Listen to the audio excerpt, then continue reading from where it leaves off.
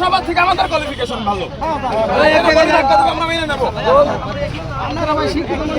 ভাই আমরা দাবি জানাইছি নতুন সরকার এটা বাস্তবায়ন করে পরিবর্তন হোক, আমরা চাই না বরাবর শ্রমিকের সাথে গাদ্দারি করা হয়, এই সংসদে কোনো গাদ্দারি করে না হয়।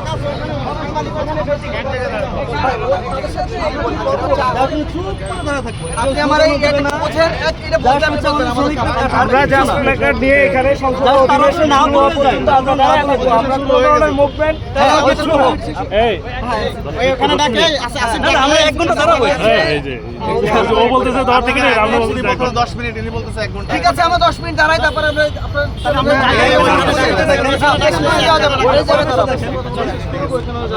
আমরা এই লাইনে দাঁড়াও।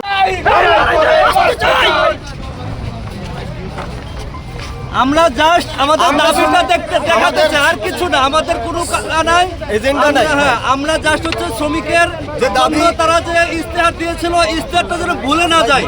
যেহেতু সংসদে শ্রমিকের কোনো প্রতিনিধিত্ব নাই, যেহেতু রাজনৈতিক দলগুলো সংসদে শ্রমিকের প্রতিনিধিত্ব নেয় নাই, যেহেতু এই জাতীয় সংসদ নির্বাচনে আমাদের শ্রমিক শ্রেণীর